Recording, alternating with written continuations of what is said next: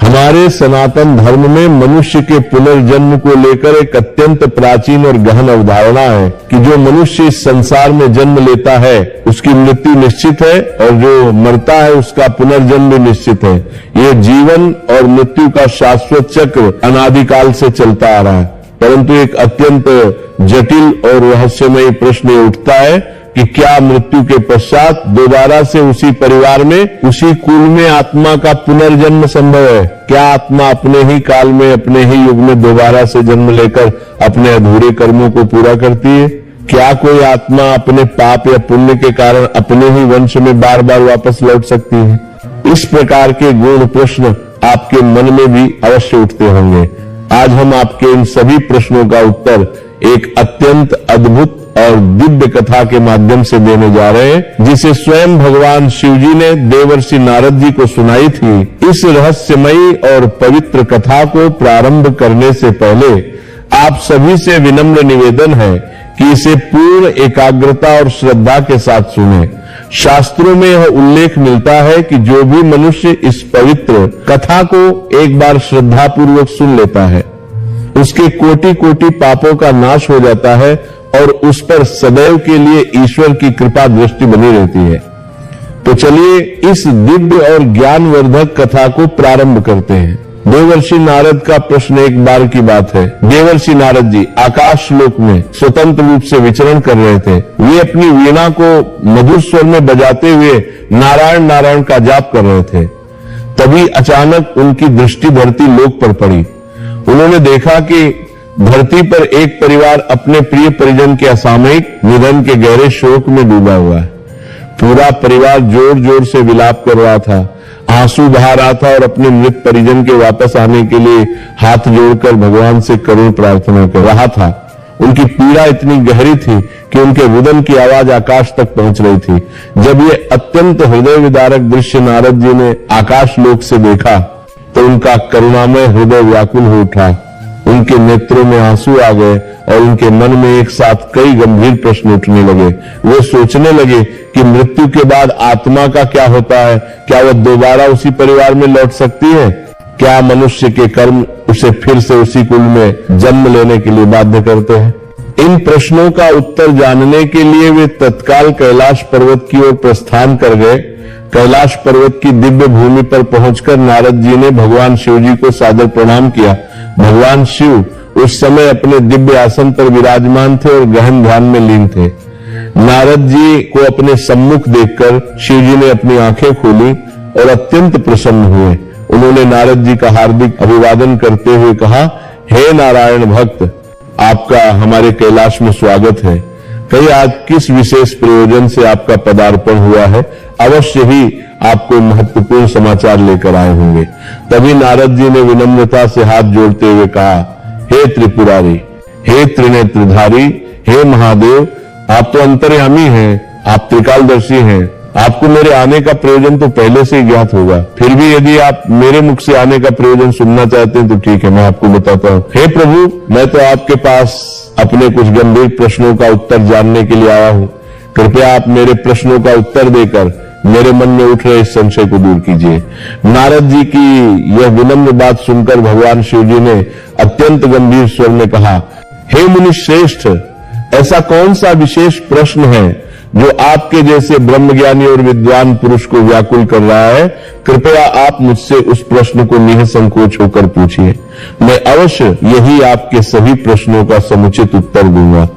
तभी देवर्षि नारद जी ने गंभीरता से प्रश्न पूछते हुए कहा, हे प्रभु, हमारे शास्त्रों में यह उल्लेख है कि मनुष्य का जन्म होता है, उसकी मृत्यु होती है और उसके बाद उसका पुनर्जन्म होता है। ये जीवन और मृत्यु का चक्र एक अटल सत्य है।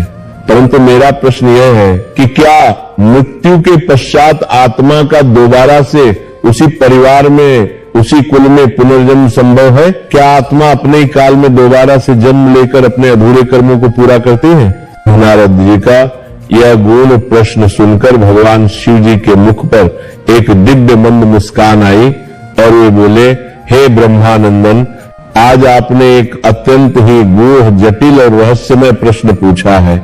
इस प्रश्न के उत्तर में समस्त मानव जाति का कल्याण छिपा हुआ है। हे देवर्षि, आज मैं आपको एक अद्भुत कथा सुनाने जा रहा हूं जो द्वापर युग के महाभारत काल से जुड़ी हुई है। इस कथा में पुनर्जन्म, कर्म और मोक्ष के सभी रहस्य छिपे हुए हैं। कथा प्रारंभ करते हुए भगवान शिव जी ने कहा, हे देवर्षि, महाभारत का वो भीषण युद्ध समाप्त हो चुका था। 18 दिनों तक चले उस महासंग्राम में लाखों योद्धाओं ने अपने प्राण न्यौछावर कर दिए थे। कुरुक्षेत्र की भूमि रक्त से लाल हो गई थी। धर्मराज युधिष्ठिर ने हस्तिनापुर राज्य का शासन संभाल लिया था और पांडवों ने अपनी संपूर्ण शक्ति और बुद्धि से राज्य को धर्म के मार्ग पर चलाने का पूर्ण प्रयास किया, किंतु युद्ध में हुए विनाश और अपने प्रियजनों की मृत्यु के कारण उनके मन में अब भी कई आध्यात्मिक और गहरे प्रश्न थे जो उनके मन को निरंतर व्याकुल। युद्ध के दौरान पांडवों ने अपने परिवार के कई प्रिय सदस्यों को खो दिया था। उन्होंने अपने पितामह भीष्म, गुरु द्रोणाचार्य और अपने 100 भाइयों को खो दिया था। ये सब देखकर और इन दुखद घटनाओं को याद करके युधिष्ठिर के हृदय में एक गहरी जिज्ञासा उत्पन्न हुई। एक दिन जब वे अपने राजकीय कार्यों से कुछ समय के लिए मुक्त हुए तो वे अपने चारों भाइयों भीम, अर्जुन, नकुल और सहदेव के साथ महर्षि वेदव्यास के पवित्र आश्रम में जा पहुंचे। युधिष्ठिर का प्रश्न आश्रम में पहुंचकर पांचों पांडवों ने महर्षि वेदव्यास को विधि पूर्वक प्रणाम किया और उनके सम्मुख आदर के साथ बैठ गए। महर्षि वेदव्यास ने पांडवों का हार्दिक अभिवादन किया और पूछा, हे पांडव पुत्रों, आज आप सभी एक साथ मेरे आश्रम में पधारे हैं। अवश्य ही कोई महत्वपूर्ण विषय है, कहिए आने का क्या कारण है? तभी धर्मराज युधिष्ठिर ने अपने मन की व्यथा को प्रकट करते हुए अत्यंत विनम्रता से कहा, हे गुरुदेव, आपने हमें धर्म, कर्म और पुनर्जन्म के अनेक गूढ़ रहस्यों के बारे में बताया है। आपके उपदेशों से हमारा ज्ञान वर्धन हुआ है, किंतु अभी भी एक प्रश्न मेरे मन को निरंतर विचलित कर रहा है और मुझे चैन नहीं मिल रहा। युधिष्ठिर की यह बात सुनकर महर्षि वेदव्यास जी ने गंभीरता से युधिष्ठिर की ओर देखा और पूछा, हे वत्स, ऐसा कौन सा प्रश्न है जो आपके जैसे धर्मात्मा और ज्ञानी पुरुष को व्याकुल कर रहा है? कृपया निःसंकोच होकर पूछे। तभी युधिष्ठिर ने अपना प्रश्न रखते हुए कहा, हे गुरुदेव, महाभारत के इस भीषण युद्ध में जितने भी हमारे प्रिय परिजन मारे गए हैं, क्या उनका दोबारा से उसी परिवार में पुनर्जन्म संभव है? क्या कोई आत्मा अपने ही वंश में, अपने ही कुल में बार बार जन्म ले सकती है?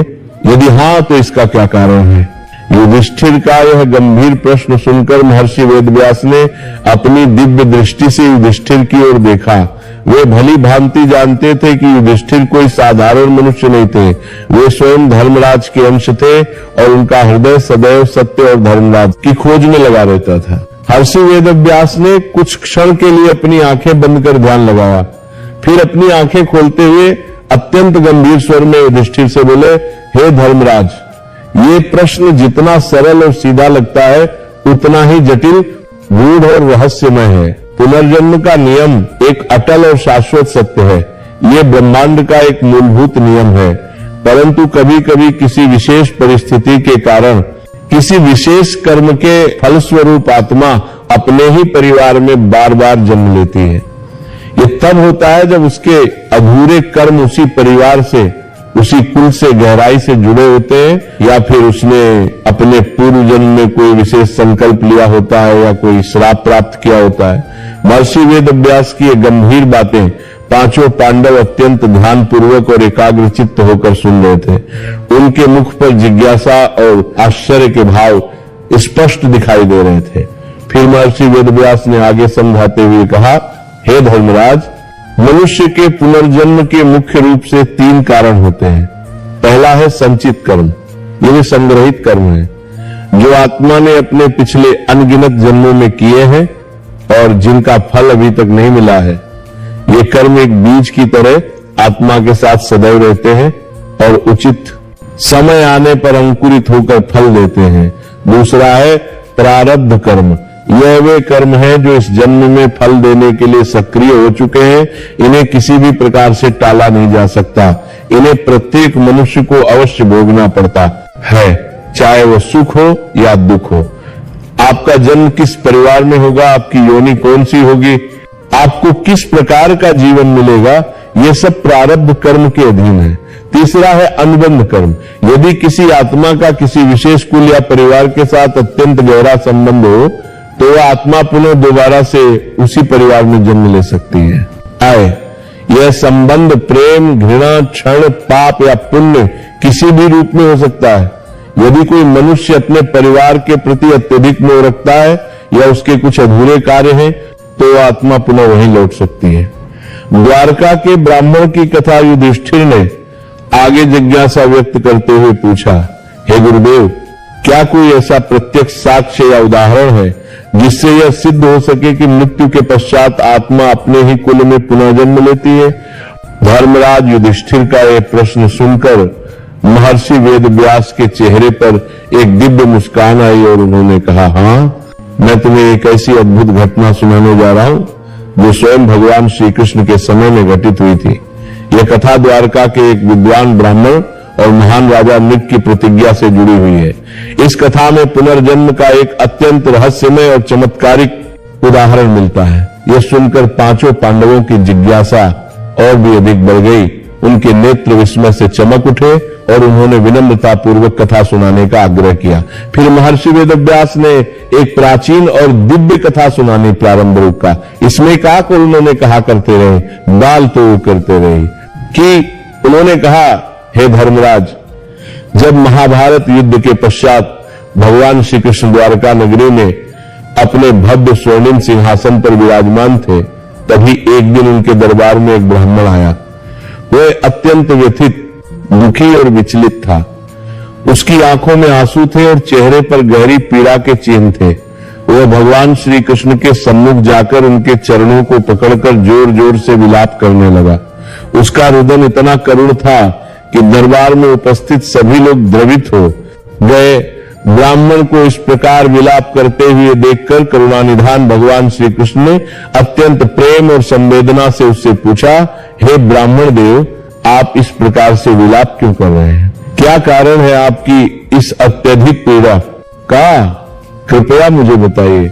यह सुनकर ब्राह्मण ने अपनी आंखों से आंसू पोंछे और कांपते हुए स्वर में अपनी व्यथा सुनाते हुए कहा, हे प्रभु, हे जगन्नाथ, मेरी जितनी भी संतानें जन्म लेती हैं वे सभी जन्म लेते ही, श्वास लेते ही मृत्यु को प्राप्त हो जाती हैं।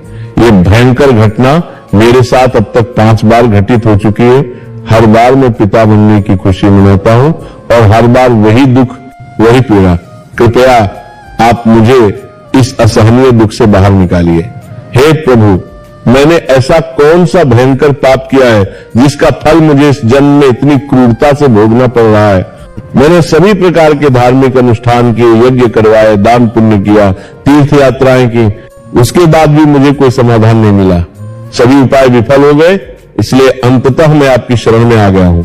अब आप ही मेरा उद्धार कर सकते हैं। महर्षि वेदव्यास जी के मुख से यह सुनकर युधिष्ठिर के मन में गहरा कौतूहल उत्पन्न हुआ और उन्होंने व्यग्रता से पूछा, हे गुरुदेव, क्या भगवान श्री कृष्ण ने उस पीड़ित ब्राह्मण की समस्या का कोई समाधान किया? महर्षि वेदव्यास ने गंभीरता से उत्तर दिया, हाँ, अवश्य, किंतु इस घटना में एक अत्यंत गूढ़ रहस्य छिपा हुआ था। ब्राह्मण के लिए कोई साधारण घटना नहीं थी। उसके साथ जो भी घटनाएं निरंतर घटित हो रही थी वह सभी उसके पूर्व जन्मों के पुनर्जन्म और कर्म के गहरे बंधन से जुड़ी हुई थी। अब तुम इस कथा को और भी ध्यान पूर्वक सुनो। राजा नृप की प्रतिज्ञा 5 पांडव अब पूरी तरह से इस रहस्यमय कथा में डूब चुके थे। उनकी सांसें भी मानो थम गई थी। महर्षि वेदव्यास फिर मुस्कुराए और आगे बोले, हे धर्मराज युधिष्ठिर, भगवान श्री कृष्ण ने उस ब्राह्मण को अत्यंत प्रेम और करुणा से उठाया और उसे समझाते हुए कहा, हे ब्राह्मण देव, जीवन में काल चक्र तो निरंतर घूमता रहता है। जन्म और मृत्यु का ये खेल अनवरत रूप से चलता रहता है। उसके बाद ब्राह्मण ने अपने आंसू पोंछे और कांपते हुए भावुक स्वर में विस्तार से अपनी पीड़ा बताते हुए कहा, हे प्रभु, अभी तक मेरे जितने भी पुत्र जन्मे वे सभी जन्म लेते ही, पहली सांस लेते ही मृत्यु को प्राप्त हो गए। ये मेरे साथ अब 5वीं बार हो चुका है। मैं एक ऐसा पिता हूं जिसने अपने पुत्र को जन्म लेते ही अपनी गोद में निर्जीव पाया है। ये पीड़ा असहनीय है। क्या ये मेरे पूर्व जन्मों के पापों का परिणाम है? क्या मेरी आत्मा किसी श्राप से बंधी है? क्यों मेरे पुत्र इस संसार में आते ही तुरंत चले जाते हैं? ब्राह्मण की यह हृदय विदारक पीड़ा सुनकर सभा में उपस्थित सभी दरबारी, मंत्री और नागरिक गहराई से व्यथित हो गए। लोग आपस में चिंतित स्वर में चर्चा करने लगे, क्या यह ब्राह्मण किसी श्रापित कुल का है या फिर यह भगवान की कोई विशेष दिव्य लीला है? क्या इसे किसी महान ऋषि या देवता ने कोई भयंकर श्राप दिया है? वहां उपस्थित सभी लोग गहन चिंतन में डूब गए। वे सोच रहे थे कि जब स्वयं भगवान श्री कृष्ण, जो साक्षात नारायण है, इस धरती पर विराजमान है, तो उनके एक भक्त को इतना असहनीय कष्ट क्यों मिल रहा है? क्या इस ब्राह्मण के भाग्य में ही ऐसा दुख लिखा है?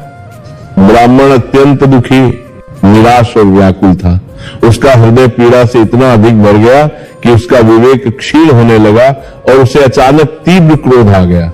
उसने अपने क्रोध और हताशा में आकर भगवान श्री कृष्ण से कठोर शब्दों में कहा, हे द्वारकाधीश, आप तो स्वयं नारायण के अवतार हैं, आप त्रिकालदर्शी हैं, आप जगत के पालन करता हैं, फिर भी आपने मेरे इस गहन दुख को देखा और चुप रहे।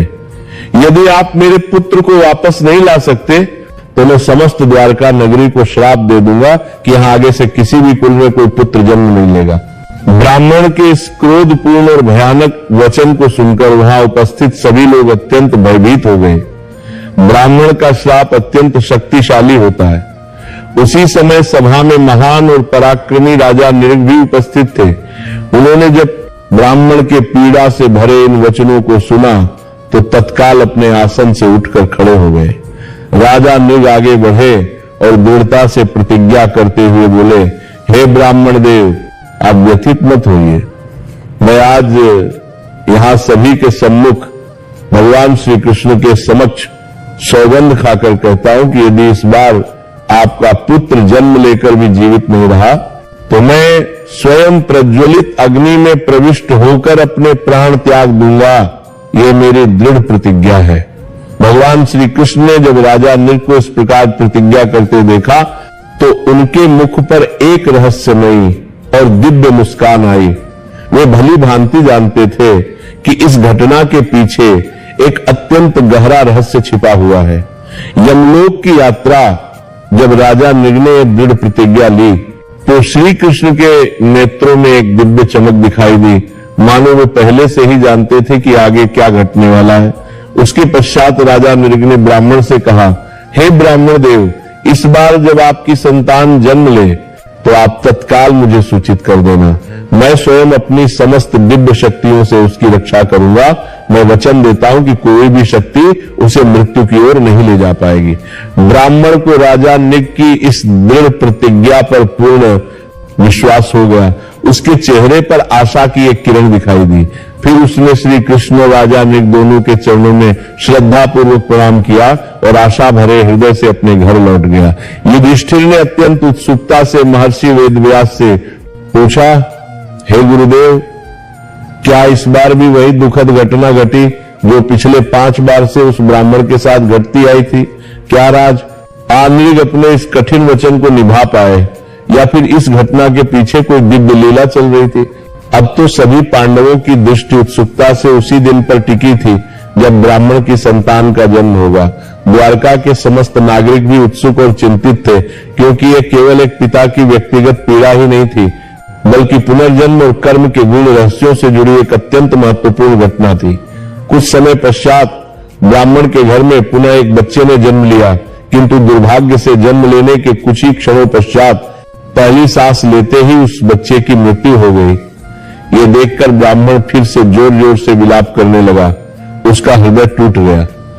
वह क्रोध में आकर राजा नृग को कठोर ताने मारते हुए बोला, हे राजन, तुमने तो बड़े गर्व से कहा था कि तुम मेरे पुत्र की रक्षा करोगे, परंतु देखो वह फिर से मृत्यु को प्राप्त हो गया। क्या तुम्हारी प्रतिज्ञा व्यर्थ थी? राजा नृग को अपनी शक्ति और क्षमता पर अत्यंत विश्वास था। उन्होंने दृढ़ संकल्प लिया कि जब तक वे इस रहस्य को पूर्णतः सुलझा नहीं लेते तब तक वे विश्राम नहीं करेंगे। उन्होंने सर्वप्रथम इंद्रलोक की यात्रा की। स्वर्गलोक पहुंचकर उन्होंने देवराज इंद्र से पूछा, हे देवराज, क्या ब्राह्मण का पुत्र मृत्यु के बाद यहां आया है? इंद्र ने गंभीरता से उत्तर दिया, नहीं वत्स, यह रहस्य तुम्हारी कल्पना और समझ से भी बहुत परे है। यह कोई साधारण घटना नहीं है, बल्कि पुनर्जन्म और कर्म का एक अत्यंत गूढ़ रहस्य है। तुम्हें इसे समझने के लिए और भी गहरे जाना होगा। इंद्र के इस संकेत को समझते हुए राजा नृग ने अगला कदम उठाया। वे ब्रह्मलोक गए, फिर कुबेर लोक की यात्रा की और अंततः यमलोक की ओर प्रस्थान किया। राजा नृग ने अपने दिव्य रथ से यमलोक के भयानक द्वार को पार किया। वहां उन्होंने महाराज यमराज को देखा, जो अपने विशाल और भव्य सिंहासन पर विराजमान थे। उनके बगल में महान चित्रगुप्त जी बैठे हुए थे, जो मृत मनुष्यों के कर्मों का सूक्ष्म लेखा जोखा यमराज के सम्मुख प्रस्तुत कर रहे थे।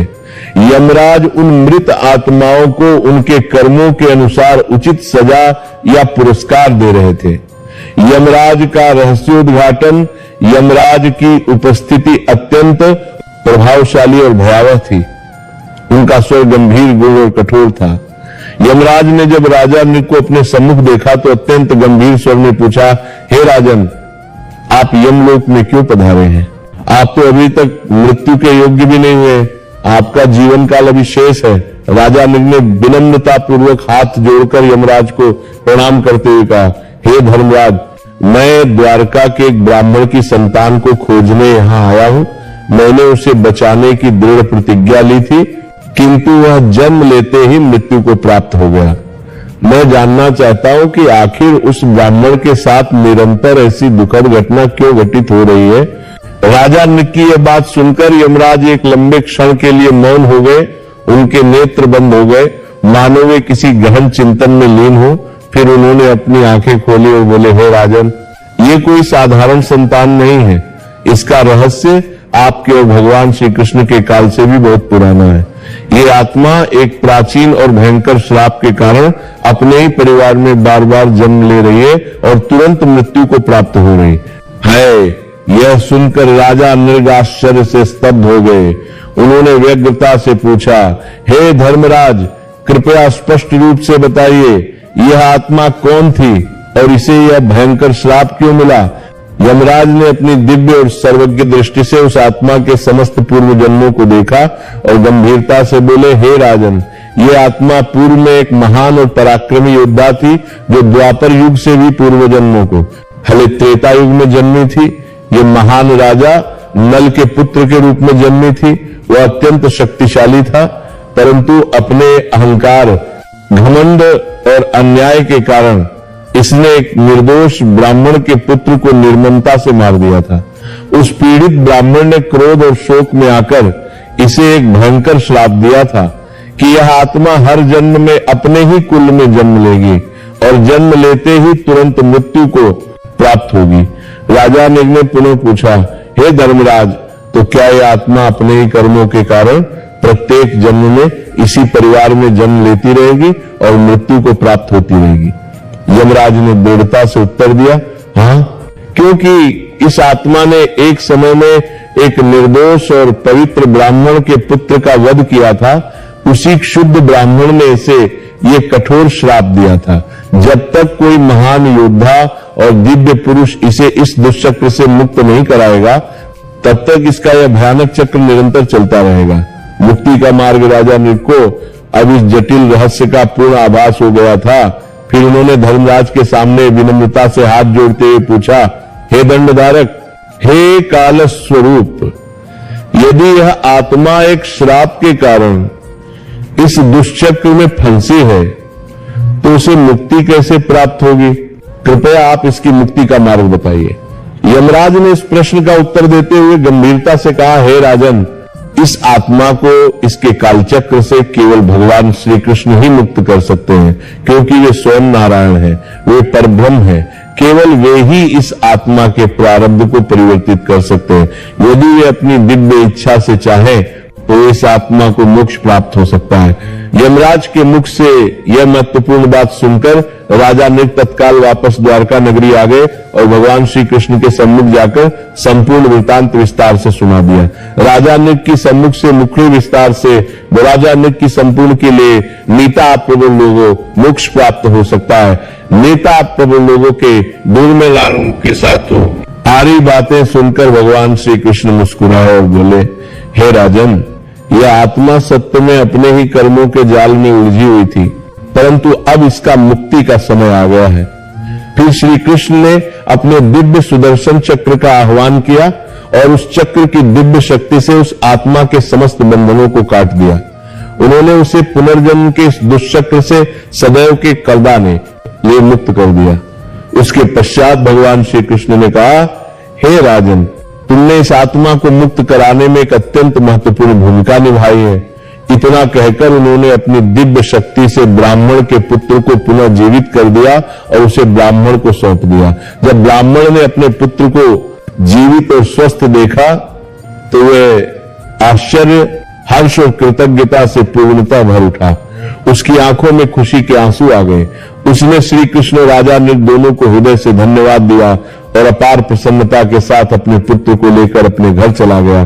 कथा का समापन इस गूढ़ कथा को सुनने के पश्चात पांडव पूर्णतः समझ गए कि कर्म, पुनर्जन्म और श्राप का रहस्य कितना गहरा और जटिल है।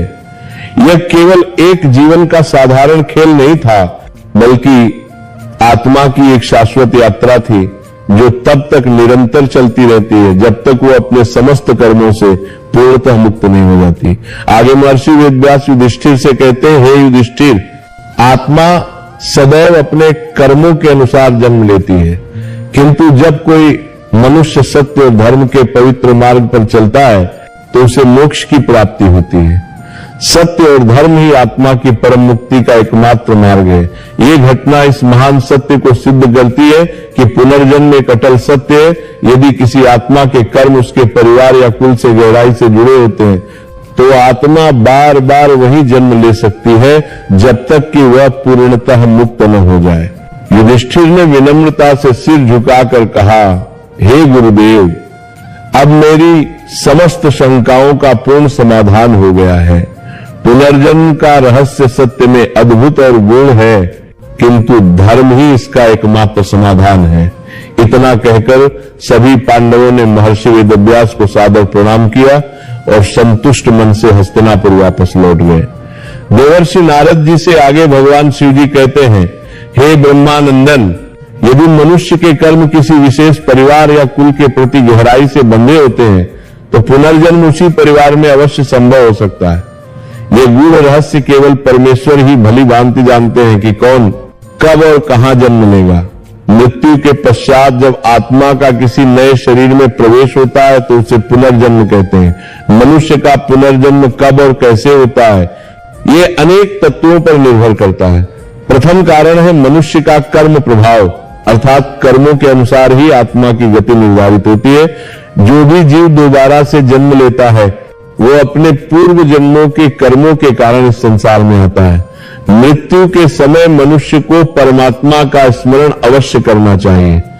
इस संदर्भ में तीनों लोकों के स्वामी भगवान श्री कृष्ण गीता में कहते हैं, ययम वापि स्मरण भावम की कारणवाद त्यजत्यन्ते कलेवरम तम तमेवेति कौन्तेय सदा तद्भाव भावितः।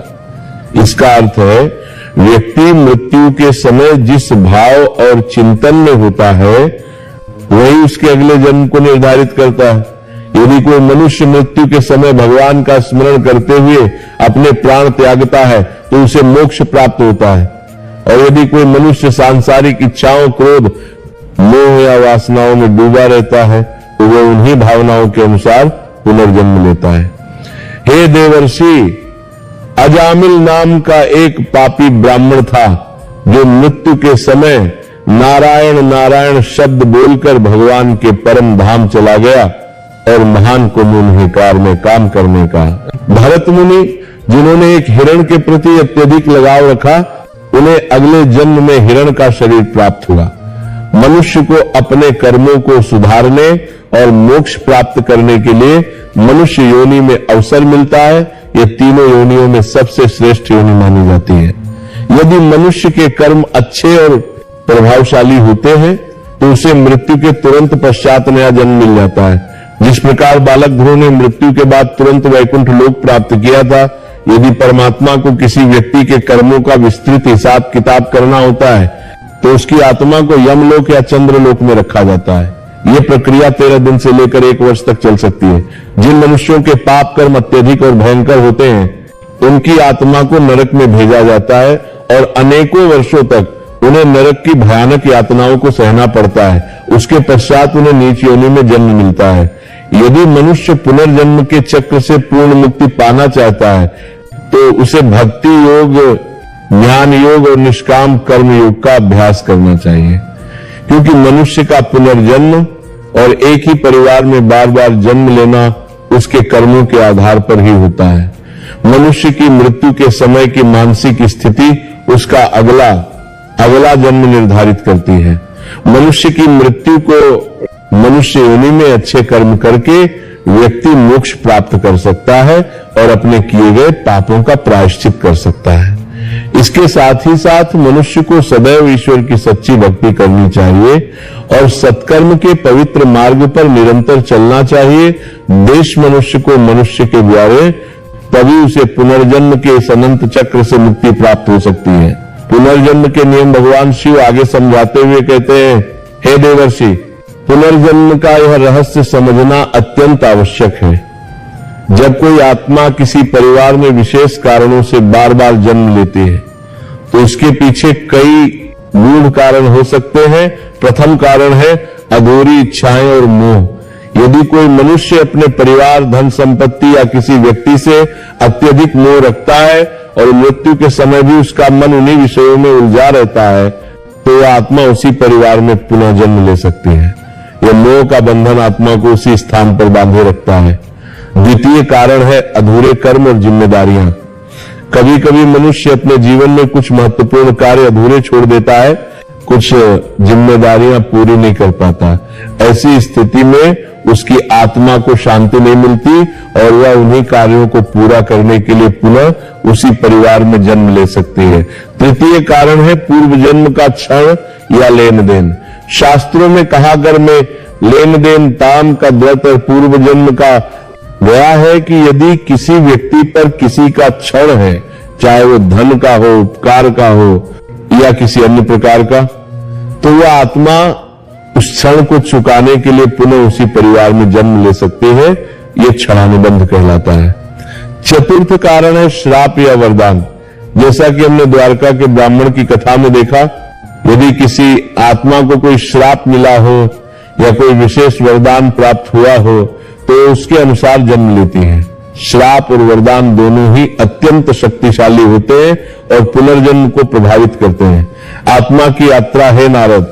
जब कोई मनुष्य मृत्यु को प्राप्त होता है तो उसकी आत्मा तत्काल शरीर से बाहर निकल जाती है।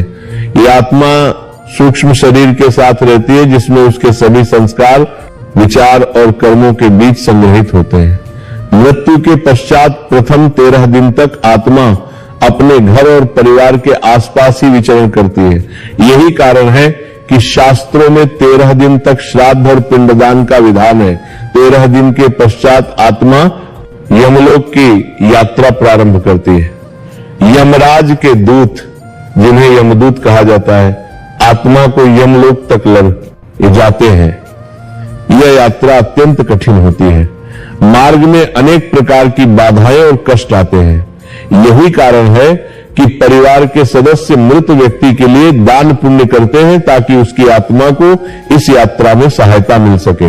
यमलोक पहुंचकर आत्मा को यमराज के सम्मुख प्रस्तुत किया जाता है। वहां चित्रगुप्त जी, जो कर्मों के महान लेखाकार हैं, उस आत्मा के समस्त जन्मों के कर्मों का विस्तृत लेखा जोखा प्रस्तुत करते हैं। यमराज अत्यंत न्यायप्रिय हैं। वे पूर्ण निष्पक्षता से प्रत्येक कर्म का विश्लेषण करते हैं। कौन सा कर्म किस भाव से किया गया, उसके पीछे क्या उद्देश्य था, उसका क्या परिणाम हुआ। इन सभी तत्वों का सूक्ष्म अध्ययन करके यमराज निर्णय लेते हैं कि आत्मा का अगला जन्म कहां और किस योनि में होगा। धर्म और मोक्ष का मार्ग है ब्रह्मानंदन। मनुष्य जीवन अत्यंत दुर्लभ है। करोड़ों योनियों में भटकने के पश्चात मनुष्य योनि प्राप्त होती है। केवल मनुष्य ही ऐसा प्राणी है जो अपने विवेक और बुद्धि से नए कर्म कर सकता है, पुराने कर्मों को समाप्त कर सकता है और मोक्ष की ओर बढ़ सकता है। अन्य सभी योनियां केवल भोग योनियां हैं, जहां पूर्व कर्मों का फल भोगना पड़ता है। इसलिए जो मनुष्य इस अमूल्य मानव जन्म को केवल सांसारिक सुखों में व्यतीत कर देता है और धर्म, भक्ति और सत्कर्म से दूर रहता है, वो अपने जीवन का सबसे बड़ा अवसर गंवा देता है। ऐसे मनुष्य को पुनः पशु योनि या नीच योनि में जन्म लेना पड़ सकता है। परंतु जो मनुष्य धर्म के मार्ग पर चलता है, सत्य का आचरण करता है, दूसरों के प्रति करुणा और प्रेम रखता है, निष्काम कर्म करता है और भगवान की सच्ची भक्ति में लीन रहता है, वह धीरे धीरे अपने सभी कर्म बंधनों से मुक्त हो जाता है। ऐसी आत्मा को अंततः मोक्ष की प्राप्ति होती है और वह पुनर्जन्म के चक्र से सदा के लिए मुक्त हो जाती है। भगवद गीता में भगवान श्री कृष्ण ने कहा है, जन्म कर्म च में दिव्यमेवं यो वेत्ति तत्वता त्यक्त्वा देहम पुनर्जन्म नैति मामेति सोजुजुनन। अर्थात जो मनुष्य मेरे दिव्य जन्म और कर्मों को तत्व से जान लेता है, वह शरीर त्यागने के पश्चात पुनर्जन्म को प्राप्त नहीं होता, बल्कि मुझे ही प्राप्त करता है। कथा का अंतिम संदेश इतना कहकर भगवान शिव जी ने अपनी दिव्य वाणी को विराम देते हुए गंभीरता से कहा, हे देवर्षि नारद, ये परम ज्ञान से परिपूर्ण जानकारी सुनकर आपको आपके सभी प्रश्नों का संतोषजनक उत्तर मिल गया होगा। पुनर्जन्म एक सत्य है, कर्म का सिद्धांत अटल है और धर्म ही मोक्ष का एकमात्र मार्ग है। जो मनुष्य इस कथा को श्रद्धापूर्वक सुनता है या पढ़ता है, उसकी बुद्धि का विकास होता है, उसे कर्म के रहस्यों का ज्ञान प्राप्त होता है और वह धर्म के मार्ग पर चलने के लिए प्रेरित होता है। इस कथा में जीवन और मृत्यु के सभी रहस्य छिपे हुए हैं। भगवान शिव के मुख से यह अमृत वचन सुनकर देवर्षि नारद जी अत्यंत प्रसन्न और संतुष्ट हुए।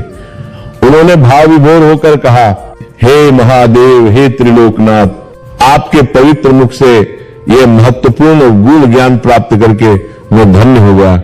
आज आपने मेरे इस प्रश्न का उत्तर देकर न केवल मेरा बल्कि समस्त मानव जाति का उद्धार किया है। ये कथा सुनकर मनुष्यों को यह समझ आएगा कि उन्हें अपने जीवन के प्रणाली के मान में कैसे कर्म करने चाहिए, मृत्यु के समय किसका स्मरण करना चाहिए और मोक्ष की प्राप्ति कैसे करनी चाहिए। मैं इस दिव्य ज्ञान को समस्त संसार में प्रसारित करूंगा ताकि सभी मनुष्य इससे लाभान्वित हो सके। नारद जी ने पुनः भगवान शिव को साष्टांग प्रणाम किया और उनकी आज्ञा लेकर कैलाश पर्वत से प्रस्थान किया। वे तर्क लोगों को, नौडिक रंपीन को इस दिव्य ज्ञान को लेकर पुनः लोक लोकांतर में विचरण करने लगे और जहां भी जाते इस पवित्र कथा को सुनाते। इस प्रकार से आज का यह अद्भुत, रहस्यमयी और ज्ञानवर्धक प्रसंग समाप्त हुआ। जो भी व्यक्ति इस कथा को पूर्ण श्रद्धा और विश्वास के साथ सुनता है, उसके समस्त पाप नष्ट हो जाते हैं, उसकी बुद्धि का विकास होता है और उस पर भगवान की सदा कृपा बनी रहती है। हर हर महादेव, जय भोलेनाथ। इस पवित्र कथा को एक बार श्रद्धा पूर्वक सुन लेता है, उसके कोटि कोटि पापों का नाश हो जाता है और उस पर सदैव के लिए ईश्वर की कृपा दृष्टि बनी रहती है। तो चलिए इस दिव्य और ज्ञानवर्धक कथा को प्रारंभ करते हैं। देवर्षि नारद का प्रश्न एक बार की बात है। देवर्षि नारद जी आकाश लोक में स्वतंत्र रूप से विचरण कर रहे थे। वे अपनी वीणा को मधुर स्वर में बजाते हुए नारायण नारायण का जाप कर रहे थे। तभी अचानक उनकी दृष्टि धरती लोक पर पड़ी। उन्होंने देखा कि धरती पर एक परिवार अपने प्रिय परिजन के असामयिक निधन के गहरे शोक में डूबा हुआ है। पूरा परिवार जोर जोर से विलाप कर रहा था, आंसू बहा रहा था और अपने मृत परिजन के वापस आने के लिए हाथ जोड़कर भगवान से करुण प्रार्थना कर रहा था। उनकी पीड़ा इतनी गहरी थी कि उनके रुदन की आवाज आकाश तक पहुंच रही थी। जब ये अत्यंत हृदय विदारक दृश्य नारद जी ने आकाश लोक से देखा तो उनका करुणामय हृदय व्याकुल हो उठा। उनके नेत्रों में आंसू आ गए और उनके मन में एक साथ कई गंभीर प्रश्न उठने लगे। वे सोचने लगे कि मृत्यु के बाद आत्मा का क्या होता है? क्या वह दोबारा उसी परिवार में लौट सकती है? क्या मनुष्य के कर्म उसे फिर से उसी कुल में जन्म लेने के लिए बाध्य करते हैं? इन प्रश्नों का उत्तर जानने के लिए वे तत्काल कैलाश पर्वत की ओर प्रस्थान कर गए। कैलाश पर्वत की दिव्य भूमि पर पहुंचकर नारद जी ने भगवान शिव जी को सादर प्रणाम किया। भगवान शिव उस समय अपने दिव्य आसन पर विराजमान थे और गहन ध्यान में लीन थे। नारद जी को अपने सम्मुख देखकर शिव जी ने अपनी आंखें खोली और अत्यंत प्रसन्न हुए। उन्होंने नारद जी का हार्दिक अभिवादन करते हुए कहा, हे नारायण भक्त, आपका हमारे कैलाश में स्वागत है। कहीं आज किस विशेष प्रयोजन से आपका पदार्पण हुआ है? अवश्य ही आप कोई महत्वपूर्ण समाचार लेकर आए होंगे। तभी नारद जी ने विनम्रता से हाथ जोड़ते हुए कहा, हे त्रिपुरारी, हे त्रिनेत्रधारी, हे महादेव, आप तो अंतर्यामी हैं, आप त्रिकालदर्शी हैं। आपको मेरे आने का प्रयोजन तो पहले से ही ज्ञात होगा। फिर भी यदि आप मेरे मुख से आने का प्रयोजन सुनना चाहते हैं तो ठीक है, मैं आपको बताता हूं। हे प्रभु, मैं तो आपके पास अपने कुछ गंभीर प्रश्नों का उत्तर जानने के लिए आया हूं। कृपया आप मेरे प्रश्नों का उत्तर देकर मेरे मन में उठ रहे इस संशय को दूर कीजिए। नारद जी की यह विनम्र बात सुनकर भगवान शिव जी ने अत्यंत गंभीर स्वर में कहा, हे मुनि श्रेष्ठ, ऐसा कौन सा विशेष प्रश्न है जो आपके जैसे ब्रह्मज्ञानी और विद्वान पुरुष को व्याकुल कर रहा है? कृपया आप मुझसे उस प्रश्न को निसंकोच होकर पूछिए। मैं अवश्य यही आपके सभी प्रश्नों का समुचित उत्तर दूंगा। तभी देवर्षि नारद जी ने गंभीरता से प्रश्न पूछते हुए कहा, हे प्रभु, हमारे शास्त्रों में यह उल्लेख है कि मनुष्य का जन्म होता है, उसकी मृत्यु होती है और उसके बाद उसका पुनर्जन्म होता है।